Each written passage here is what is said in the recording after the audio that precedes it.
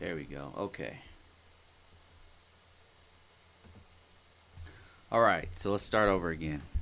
This is Bruce of Convocourses. Apologize for the technical difficulties. I wanted to talk to you guys. Start this off. I'm going to open this up to questions. We can talk about all things cybersecurity, information security officer, risk management framework, everything. My sound should be working on Facebook, by the way. I'm on Facebook and I'm on YouTube. I wanted to talk to you guys about a soft skill that I thought I'd mastered that apparently I didn't. I didn't know how much more I had to learn until I got into a call with a customer who was upset, and my manager jumps on, and then some of my senior management jumped on, and I jump on with a CIO, and I noticed that there's a huge difference between the regular workers and these managers who've been doing this for a while, directors and managers. And there's just a soft skill you have to learn as in cybersecurity. And I'm sure you guys that have been doing this for a while, you guys know what I'm talking about. It's not like network engineering. If you ever done pure network engineering where it's just you and the Cisco device or you and the Juniper device or whatever, you don't typically have to work. You don't have to work with the people a lot. Your soft skills don't have to be developed as well. But when you get into management, when you get into consulting, when you get into deeper cybersecurity stuff where you have to have meetings with all these different organizations or meetings directly with a customer, your soft skills, your speaking skills, your communication skills, your presentation skills have to be polished, have to be good, and your time management skills as well. But I thought I'd mastered this one, communication and being calm in difficult situations. And I just wanted to point out like how important it is in this career field, in cybersecurity in particular, how important it is to remain calm and to no matter what the situation is, to control it by being calm. So just to kind of give you a synopsis on a situation that I've had in the past, right? I had a very, very difficult customer. This is my previous job. Very difficult customer. And I'm not going to name names, but it was a very difficult customer. And they didn't like our contract. They didn't like us. They were trying to get rid of us, to be honest with you. And every meeting we got into, they would tear us apart. Like they would tear us apart, little kid us, disrespectful, everything. Right? I'm a professional. I've been doing this 20 years. Right? It's very upset. It's upsetting when people disrespect your experience. That's just it's that one right there, or try to patronize you or something like that. That there's a way to talk to people that doesn't disrespect them and respects their credentials and respects their professional life. But these people were trying to be disrespectful. It was a really bad situation. So I get in the meeting and the customer's just ripping into me, right? And I'm getting upset. I'm getting very short. I'm getting upset. So my manager's on, and he's just calm. He's absolutely calm.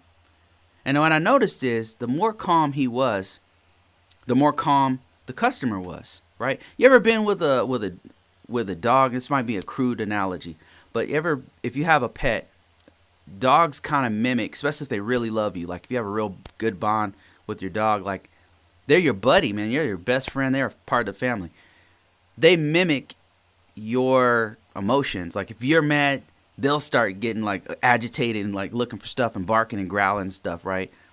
And if you're calm, they're calm. They're just gonna be chilling there with you, right? It's kind of like that. Like the people around you are gonna respond to how you behave. So if you're calm, it's like it'll calm them down too. It's like a tuning fork, right? Entrainment. Like you hit the tuning fork and then the other tuning fork like has the same vibes. Remain calm.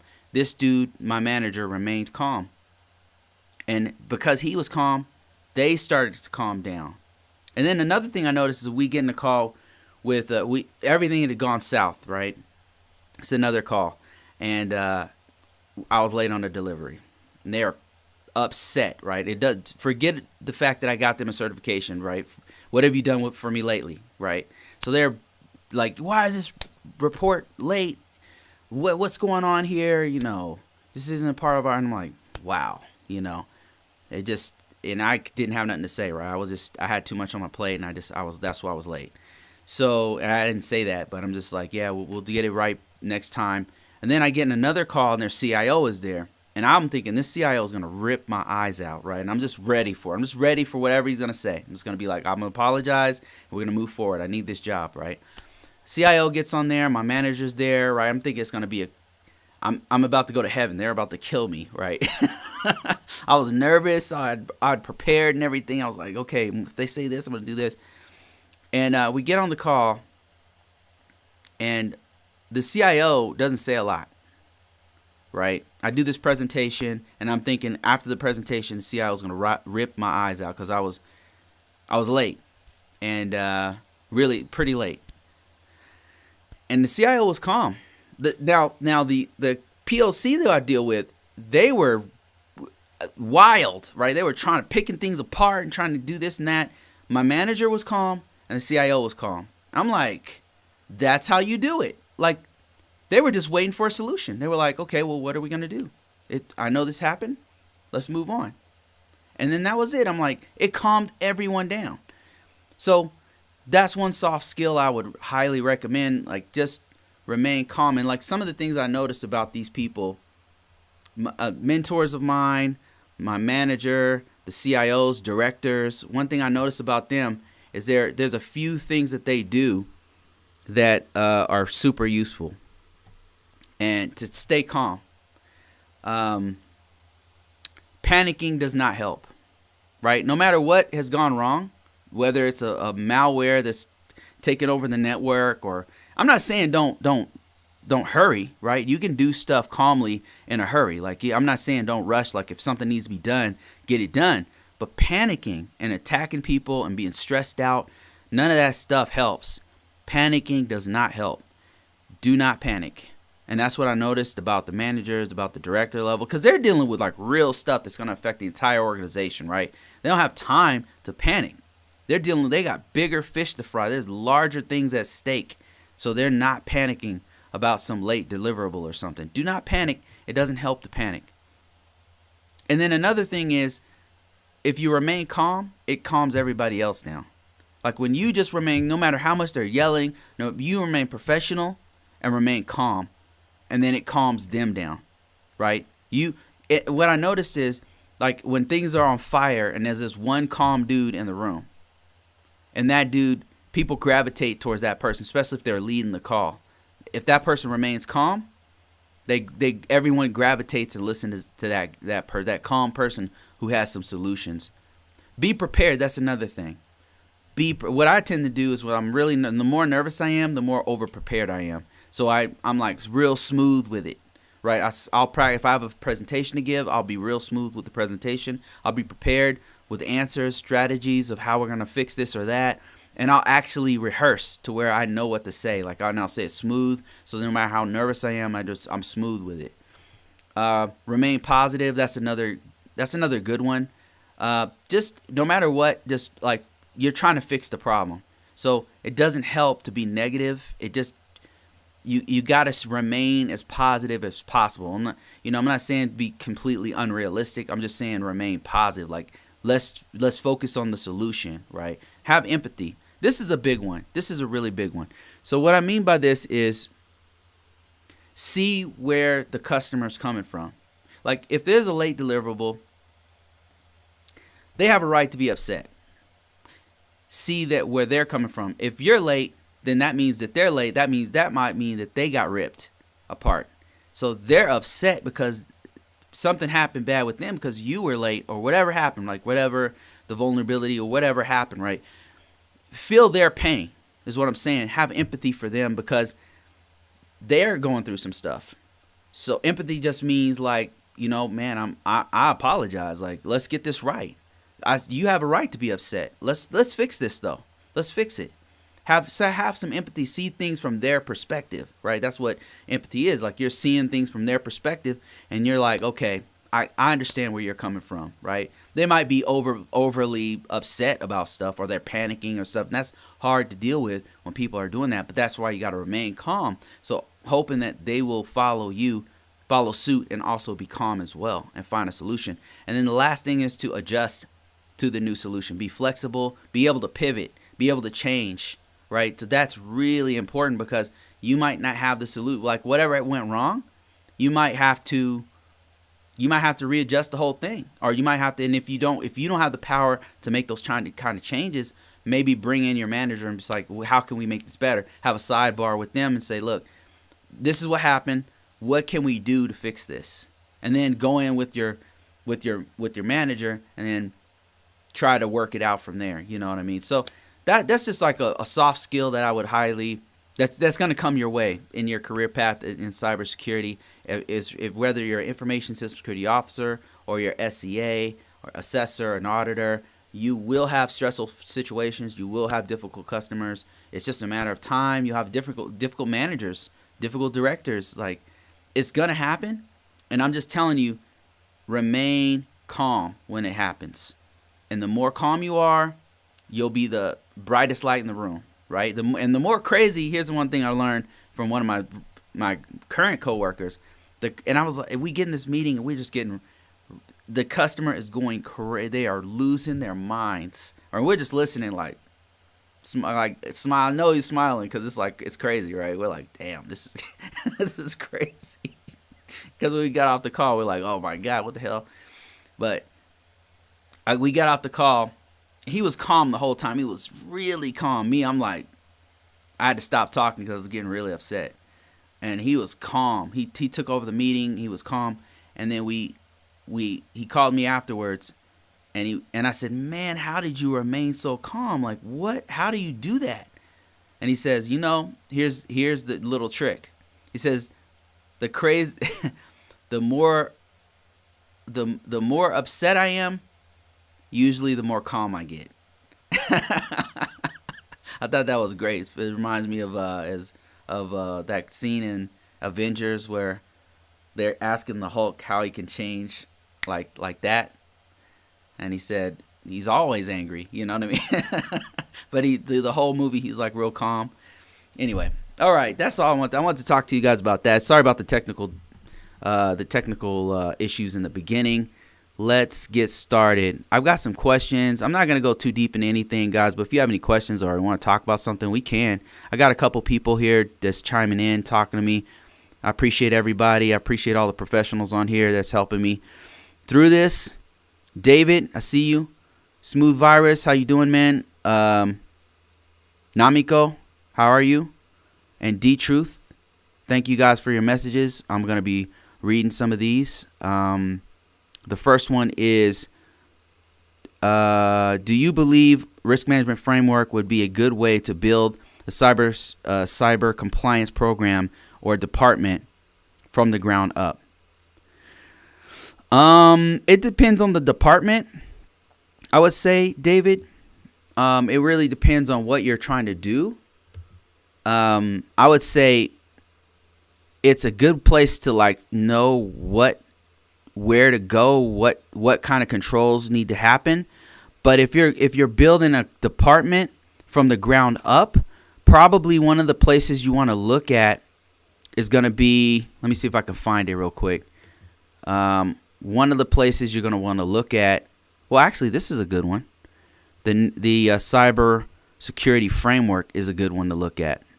So NIST Cybersecurity framework focuses more on the business needs. Let me switch this Facebook. It focuses more on business needs and how those tie into the NIST 853 controls. Let me show you what I'm talking about if I can. Framework, core, downloadable presentation. Let me see if I can. I want to find some visuals so you can kind of see what I'm talking about, because it's got a really good mapping to the. It talks about business needs and then maps those directly to the families of controls and then also maps those to other frameworks. And so if I can get like a, oh, shoot, I just downloaded it like 3 times. My bad. Yeah, I'll wait for that to download. My internet's pretty slow right now. But yeah, another one would be ITIL. ITIL is a good one. ITIL framework. ITIL talks about exactly what you're talking about. And ITIL breaks down like what things should be in a department. Let me see if I can find a good one here. Make sure I'm not lying to you. Oh man, my internet's really bad, man. I live in like a rural area, and our internet is really bad here. It's so bad. I don't even know how. You know, my whole life depends on the internet, and I have to deal with this slow internet. Man, it's crazy. Okay, so yeah, ITIL is a pretty good breakdown of what you need for our services and strategies. It's worth your time to look at. I'm trying to find, there's one where it breaks down each department. It breaks down departments and what's needed in each one of those departments. What each department does, everything. So ITIL, something to look at. Look, it's talking about operations, transition, design, strategy. Like it's it's definitely worth your time to look at it. It goes from very basic to pretty complex. Let me see if I can find another good breakdown of the ITIL process. It's talking about all the things that you do in a center. Let me see. There's one really good breakdown where it talks about each one of the. So let me just show you here real quick. So service operations is talking about incident management. See, that's something that you would need in a department. It's event management, problem management, request fulfillment. Like you're talking about ticketing. You're talking about dealing with difficult issues with technology. Like all of these things you need to actually manage an operations center or a department. So this is probably talking about what you would want to see. Another one would be the NIST Cybersecurity Framework, which was developed some years ago based on these acts right here. I might go through this one very thoroughly at some point, but what I want to show you is this process here. It's kind of similar to the ITIL, where it's kind of overarching, talking about like what business needs you need to do. Identify, for example, is talking about identifying what your baseline is. What is your software? What software do you have in your environment? What hardware you have in your environment? What ports, protocols, and services you have in your environment? What traffic you have in your environment? Those kinds of things, right? Asset management. Super important, because if you don't have a baseline, you can't really have a security posture. Like if you don't know what's in your network, how can you secure what you don't know about? So identity is super important. Then you talk about, once you've identified it, now you're talking about protection. Do you have a firewall? Do you have a host-based firewall? Do you need them? Do you have an IPS IDS? Do you have things to protect or do you have a baseline to actually secure those systems if they did get hacked, to make sure that they're updated with the current processes? Then you got detect. Detect is dealing with things like what I talked about the other day, which is incident response. Do you have a SOC? Do you have an organization, a part of your organization that actually looks for incidents, right? And then how do you respond? This is incident handling. How do you actually respond? Once you've detected it, how do you respond? And then how do you recover if you do see if you got hacked or something like that, a disaster recovery? Do you have backups? Do you have a disaster recovery plan? Do you have an incident response team?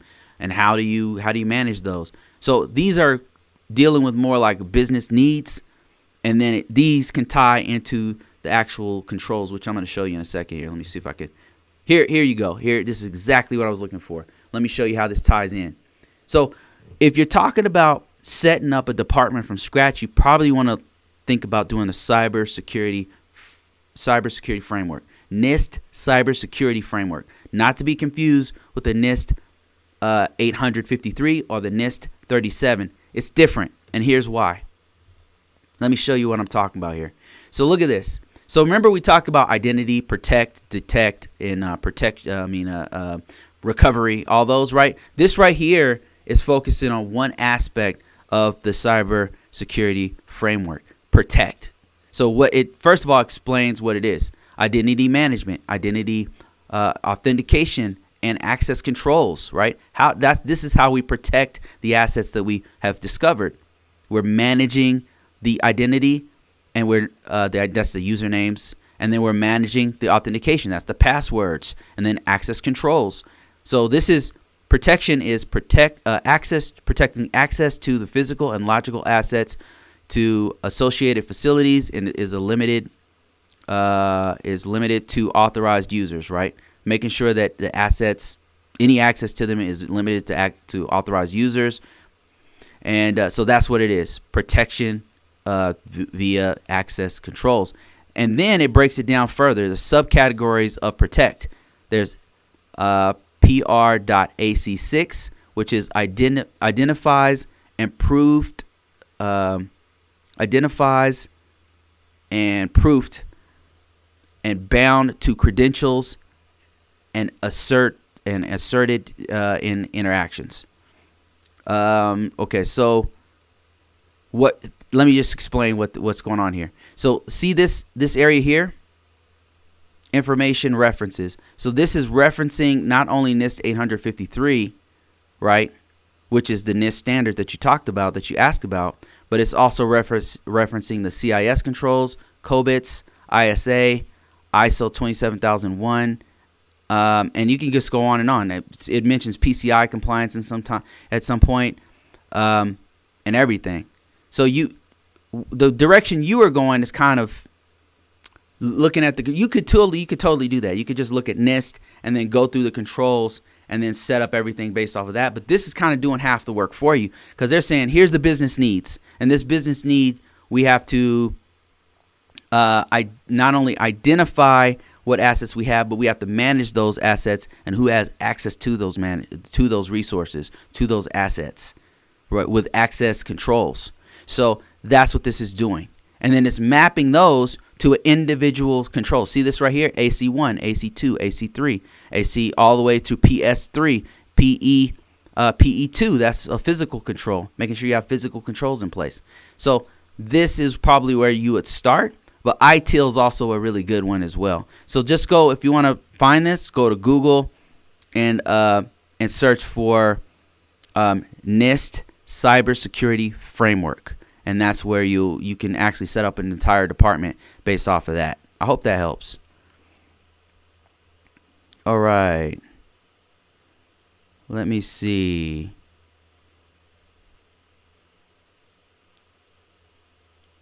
I'll look into ITIL. Thank you very much. And make sure you also look into Cybersecurity Framework. That's a really good one. Let me see. Hi, Bruce. Is there a major difference between policy and plan? I know sometimes they are used interchangeably, but not sure if it's appropriate or not. Please, if anybody can speak on this one, feel free to. I'll read your comment in there, but let me just give you my 2 cents on the difference between a policy and plan. It depends on the organization. The reason why I say that is because some organizations will call policies plans, and some will call plans policies. So it depends on the organization. I know it sounds crazy, but I've been to organizations where we're looking for a policy. Like, I'll do an assessment and I'm looking for a policy, right? I'm like, where's the policy at? I'm looking for the word policy, but then they'll put it in their information security plan. And in the security plan, it'll break down how they do access controls, how they do physical controls. I'm like, okay, this is the policy right here. So, and then I've been to organizations where they break it down like this. They'll say the policy is based off the laws, right? Whether that's FISMA or it's GDRP or whatever laws, state, federal, industry laws, right? And then they'll reference those laws, right? So they have that. And then the policy will break down who it's distributed to, what's the purpose, what's the scope, individual controls, just like you're supposed to do. And then it won't go into too much technical detail. Policy aside, then you'll have a plan. This is some organizations. They'll have a plan, and that plan is referencing the policy, right? The plan is a little bit more details. Maybe there's a plan for this department, this sub-department, and this sub-department. So you have like 3 plans that are all cross-referencing this higher level policy. This is kind of how the DoD does it. They do it something like this in some organizations I've worked in. And then under the plans, right, which goes into more details per like, not unit, but like per department. Then under the plans, you'll have processes. Like you have like breakdowns of how you actually do this, or how you actually, and this one will be like more based off of the system. How do you log into this system? How do we set up this system?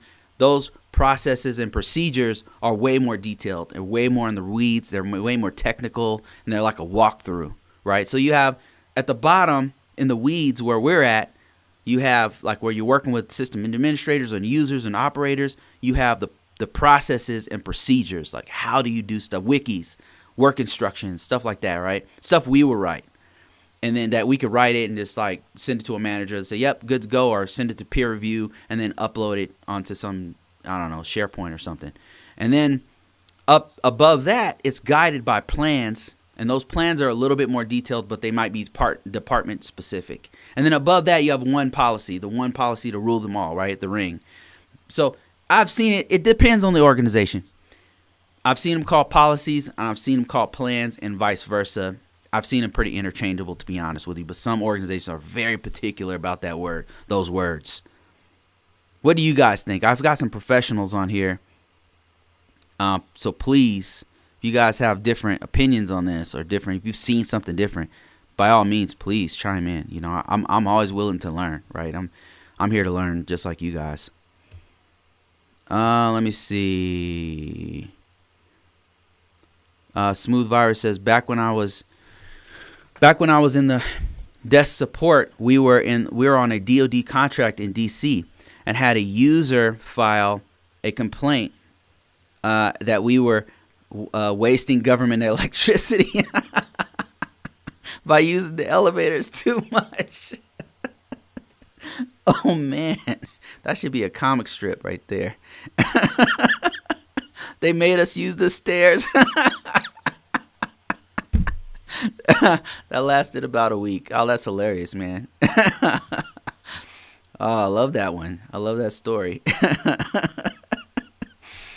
Oh, man. That's a good one. I remember I used to work for a company that I probably shouldn't say the name. I don't want to get in trouble. It's a global, but I will say this. It's a global security company that's multi-billion dollars, and it rhymes with the words Morfrip Mummin. Anyway, so that this giant company that I worked for, we used to be able to fly first class. We had this contract, and we were flying because we were flying all over. So they not first class. We were flying first. I think one time we flew first class, but usually it's business class, and a couple times first class.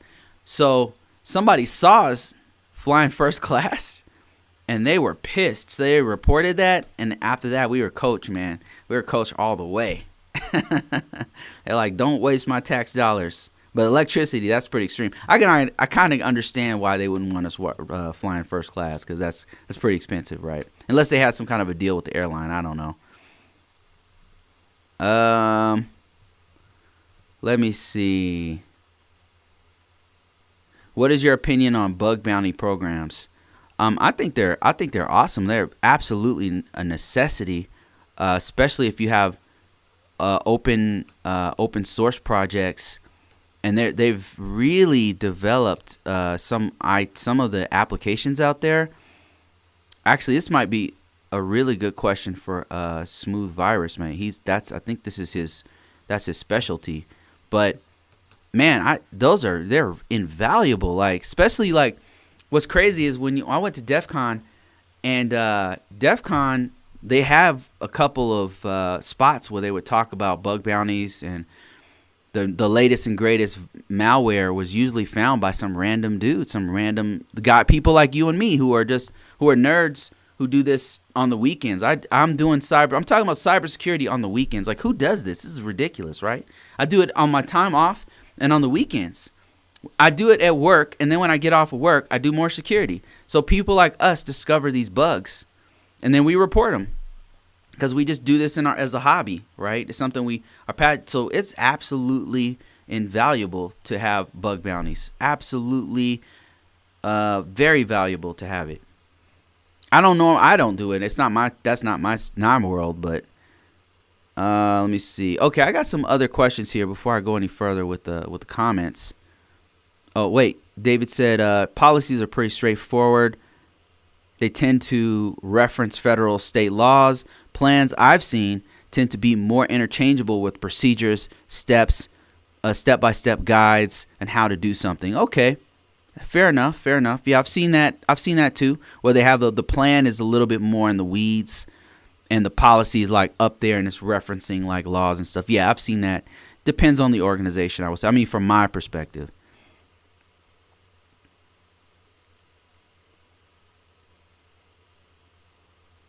Bug bounty. I'm not from the network admin background.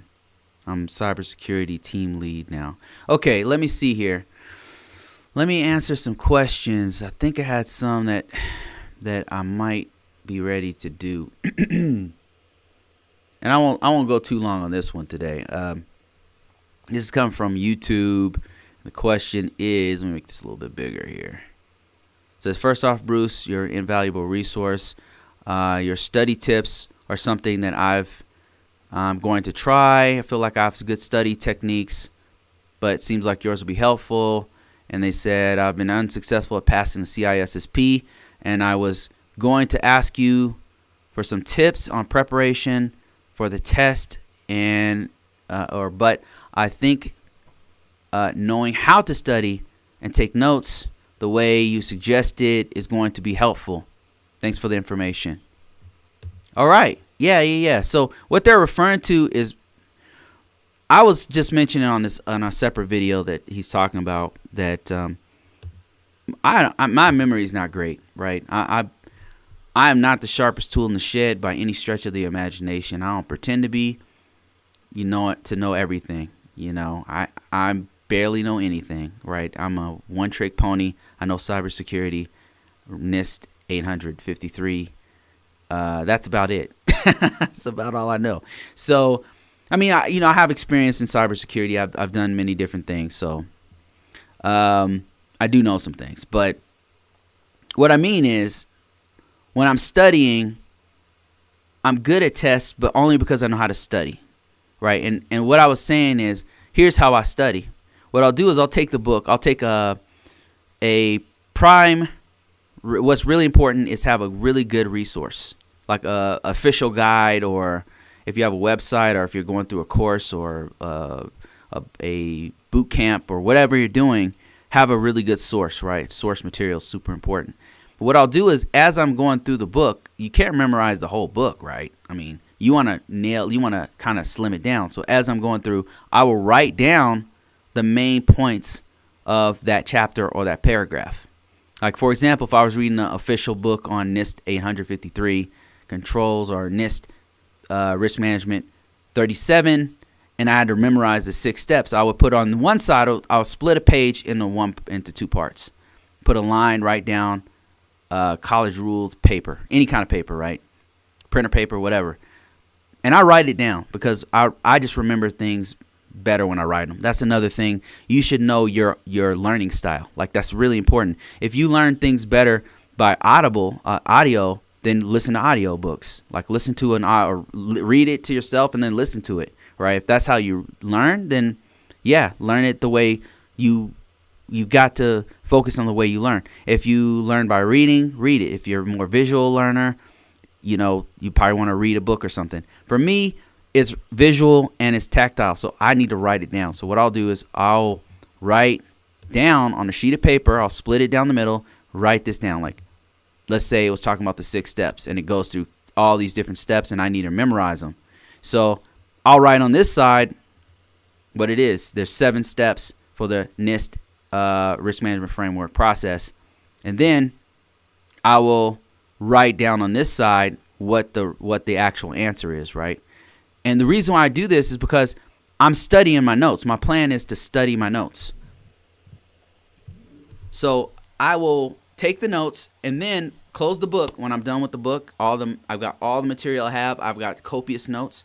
I'll study my notes. I'll focus entirely on my notes. And the reason why I split it down the middle is because I'll fold the page so I can recite to myself what the answer is. I'll have keywords on one side of the paper over here. I'll have keywords over here, and then I will test myself. I'll answer these questions myself to see if I can get it right. That's what I'll do. And I'll just keep doing that over and over again until I memorize it. And then I'll go through the whole book. Like right here, what I did was I said, okay, what are the 7 steps? It's prepare, categorize, select, implementation, and so on and so forth. Then I'll take this one, prepare. Okay, how can if I really need to know this one? Another thing I do is if I already know it, I'm not going to write it down, right? I'm not going to write. I might have like a little jot some notes a little bit, but if I already know it, I'm going to go to the stuff I don't know, right? If I don't know it off the top of my head, if I can explain it to my mom what it is, right? My mom's she's not in IT, she's not in cybersecurity. So if I can't explain it to a layman in my own, if I can't paraphrase it, then I feel like I don't know it. So if I know it to where I can explain it to someone else, then I know it. And easily, not using a bunch of jargon, like explain it to them in a way that they'll understand it. And then I'll take this concept here and break it down even further. What is the prepare step? And then it breaks down what that is. And so I can memorize this. I fold the paper in half when I'm ready to actually practice myself.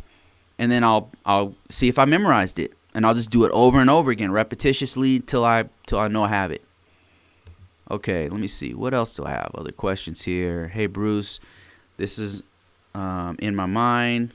Would be helpful, and they're suggesting that I do security control assessor control course. Yeah, people been asking me that for a very long time. And then daily tasks of the ISO course. I do kind of do that in the course itself, the tasks that you have to do in the ISO course. And then they ask me to do CIS and PCI controls, and then ISO 27001 and /2. IC 27002. Okay. I'll consider that. Thank you for the comment. I appreciate that.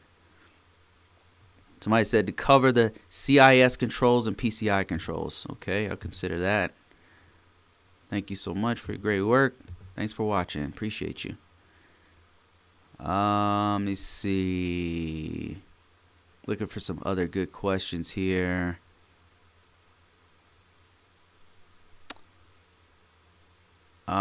Okay, let me see. I've got some other folks talking to me here. David says, man, Northrop, okay.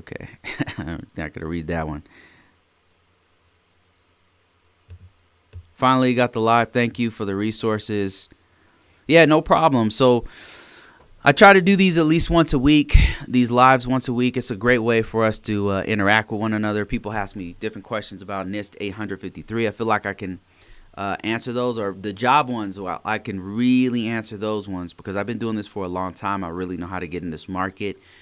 I know where you should start if you have no experience. I know where you should start if you're an IT guy who's trying to break into cybersecurity. I really know how to get you into information security officer work. I know what you need to have, what requirements, what things kind of get you in the door faster. So those are the kind of questions I like to answer here. But every now and then some professional will jump on here and educate all of us, and I love that because that educates me, educates all of us, and that's why it's a conversation. Convocourses. That was the whole premise behind this whole thing.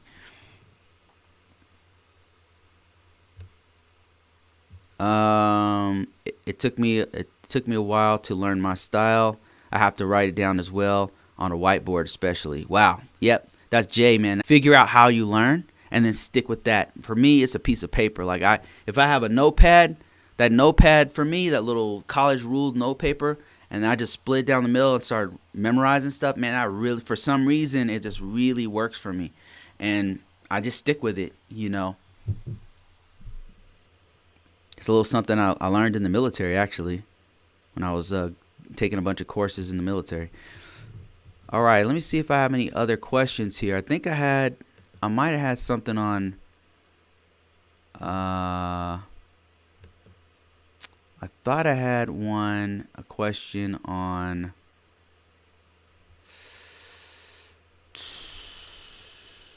CIS controls. Somebody asked me about, okay, I can't find the question, but they asked me about CIS controls. They wanted me to teach CIS controls, I think. And then I had another question about the frameworks of CIS controls.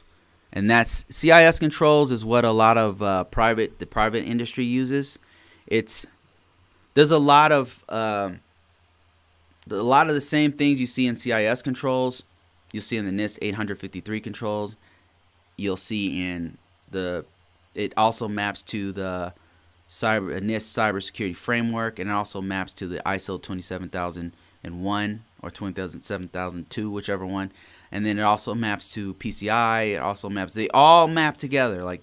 But you know what? The reason why they all map together is because you are talking about basic best security practices. So you want to have things like firewalls in there. You want to have things like, there's some things that you can't go without.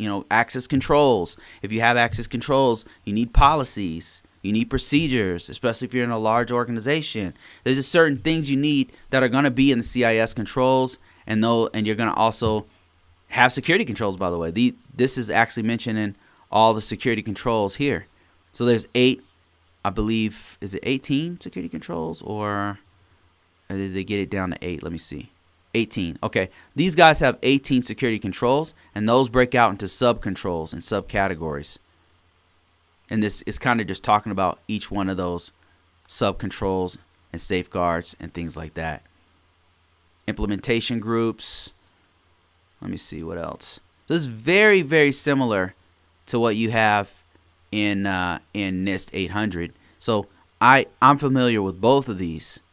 If you're familiar with NIST 800, if you know 853, you know most of what you need to know for CIS controls. You know most of what you need to know for ISO 27001. They call things, they say different, slightly different words for the same thing. So, let me see what else. There was a couple good questions that I'm trying to find, and I can't. Let me see, where are those questions at? Where was it? Might have been on Facebook. Okay, somebody asked me, I remember off the top of my head, somebody asked me, what is governance? What is governance? So governance, a lot of times, is mapped like this. Governance is linked to compliance, is linked to risk. They have a lot of there's a lot of cross pollinations for these 3 concepts. Governance in a nutshell is information assurance. So it's protection of information. It's managing the information in an organization. So it's not just digital information, by the way. It can be printed material. It can be hard copies of information, but it's protection of the information. It's not just, the thing is, governance is not just protection of the information. It's managing the information. It's making sure that all the data, all the data, including printed, digital, whatever you have, is governed. That means managed, controlled in some way. And then if you don't need it, that includes that if you don't need the information, if it is not important, you got to get rid of it, because you don't want to store information, a bunch of useless information that you don't need anymore. And you don't want to have important information around that you don't need it anymore, that it could get leaked out. So if it's not governed, a lot of especially larger organizations, they have a lot of ungoverned data, meaning it's just out there. It's just sitting on a hard drive, and nobody needs it anymore, and it's not being deleted. It's not being updated. It's time to get rid of it. Right? So that's governance.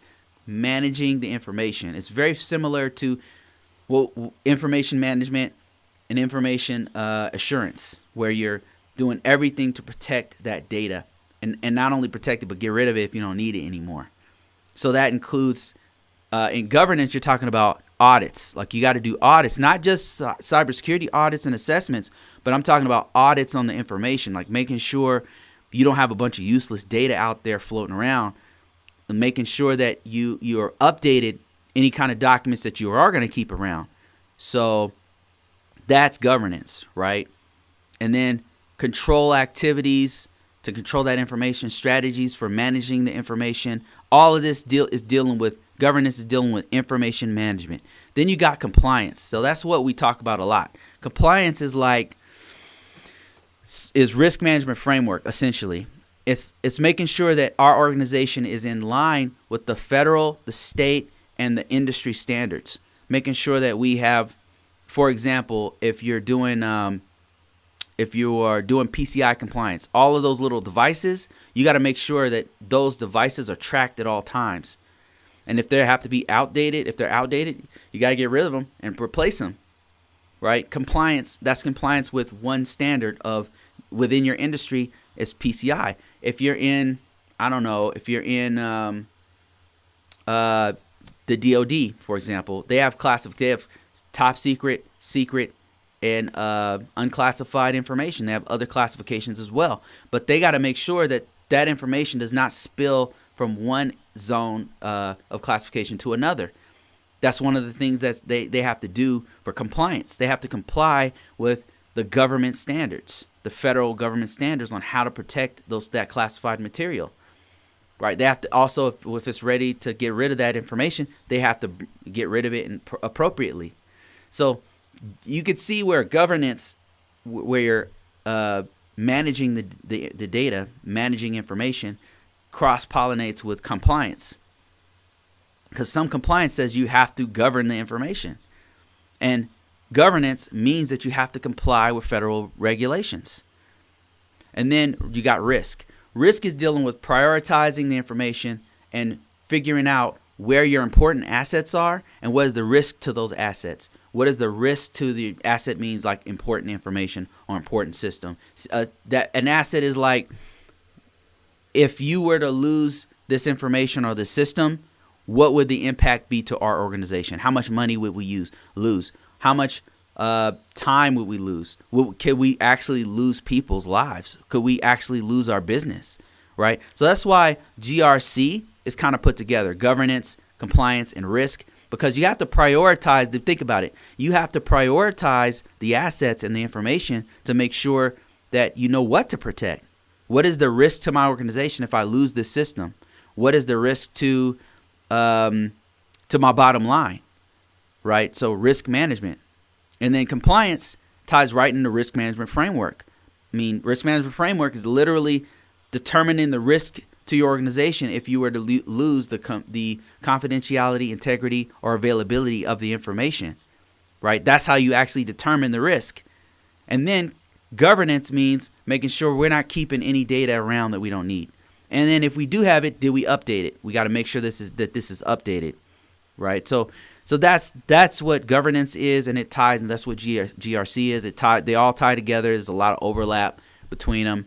And governance, really, like the old term, probably information assurance and information management is what we used to call it. They didn't call it. I mean, that's like a new term for me because I'm been doing this for so long. Do you believe GRC FedRAMP, especially, is a good entry point for an aspiring cloud security architect? Oh my God, yes.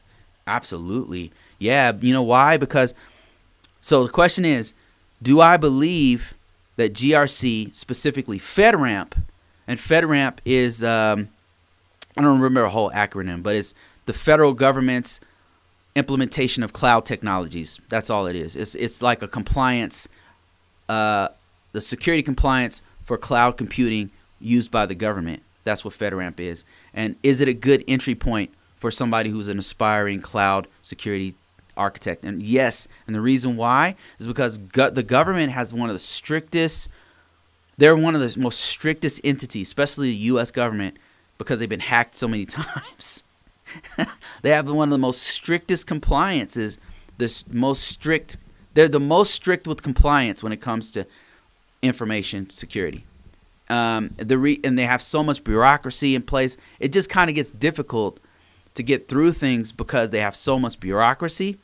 But the good thing is that after I currently work in the private sector.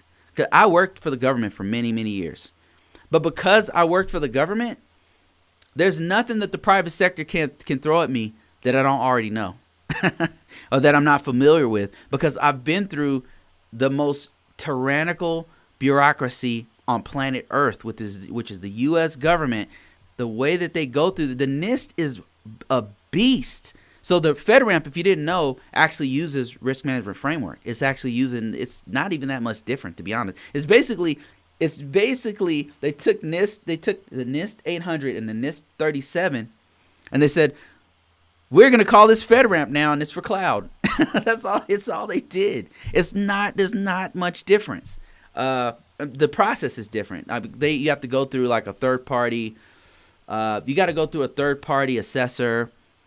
You'll do all the documentation, right? And you got to use their approved cloud technology with AWS, which everybody uses anyway. And I think they got Google Cloud and stuff, some approved stuff on their list, right? So that's already like, you can only use these 10 products, Azure or whatever, right? And then there's a certain implementation that you have to use for those technologies, right? That's the first step. And then if you're using all that, if you're doing all the stuff that they said, you got to pick from this list. Okay, you pick from that list. Now you got to do all the documentation for it. It's basically a system security plan. It's a SAR if you did a scan, a security assessment report, and the scan results.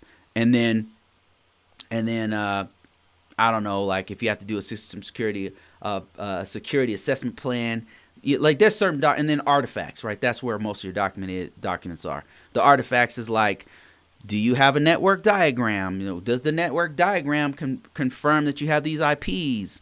Like, it's stuff like, that you have to put in there to verify that you are doing what you say you're doing, right? Those are the artifacts. It's evidence that you have security controls in place.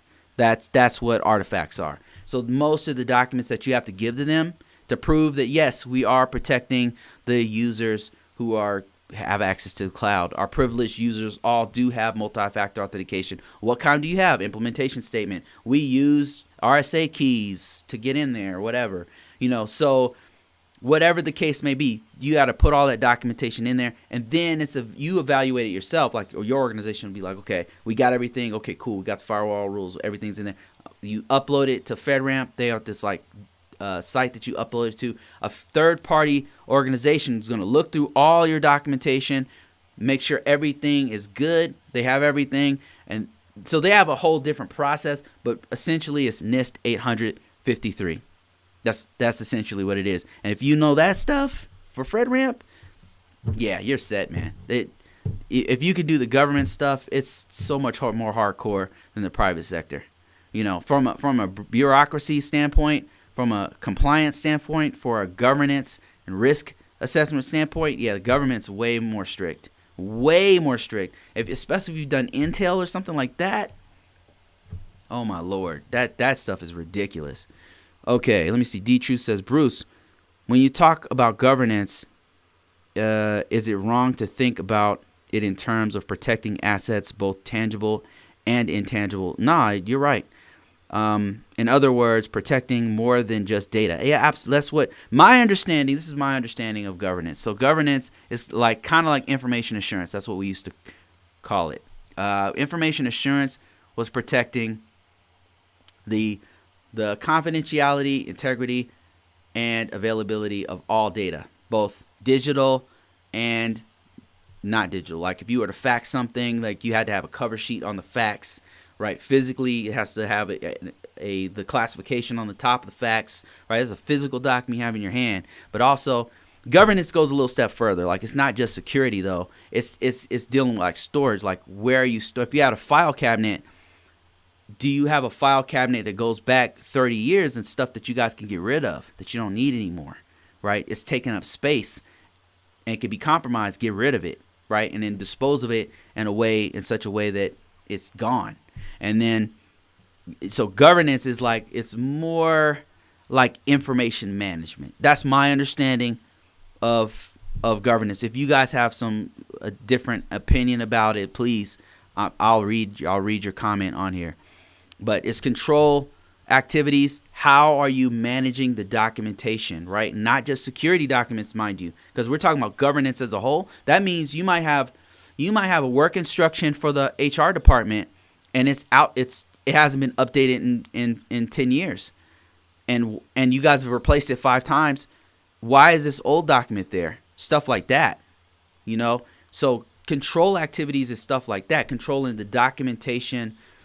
I can't remember the appropriate name for it, but it's controlling, making sure that you have control over all documents that you create, all of it. And that is not easy. That you need a whole nother department just to do that. Your whole organization has to be on board with that piece. Like, we cannot have outdated documentation out there. So I think that ties into like SOC 2 compliance or something like that. There's other compliances that are not 100% security based, that are based on governance alone. And that's where audits come in. They literally will do an audit. I'm thinking of an audit, keeps popping in my head. It's ISO 9001, I think it's called. Well, they have to come in and they have to say, okay, let me see your documents. And you might think, oh, well, okay, here's my security documents. Here's my security plan. No, they want to say all your wikis for everything. Like, I want to see your HR department's policy on termination of people in your organization. I want to see your document for when you do have new hires. Let me see that. Okay, let me see that one. And then they read through it. It's like, well, this is outdated. Why is this is 5 years old. Like, have you guys updated this, or did you review this, or what's going on with this? Oh, no, yeah, we updated. Here it is right here. Then why is this one still here? So it's like, it's governance of all information, not just digital and not just cybersecurity. It includes cybersecurity, though. It's that broad. The umbrella is that broad. So that's my understanding of governance. Let me see if there's any other questions. I've been talking for about an hour, guys, and I definitely have to get off of here real soon, but I thought that there was something else that I needed to talk about, and maybe not. I might be wrong. All right, guys, I think that's it for me for this week. If you guys are interested in this kind of stuff, you guys should know that I have a course that takes you deeper into compliance. I've got courses on information system security, risk management framework, specifically for information system security managers. I've got privacy stuff. If you want to learn that, I've got a ton of free downloadables. If you guys are interested in that, feel free to go sign up for free at convocourses.com, and tons of free stuff. And also just join. You can just join this free knowledge-based conversations.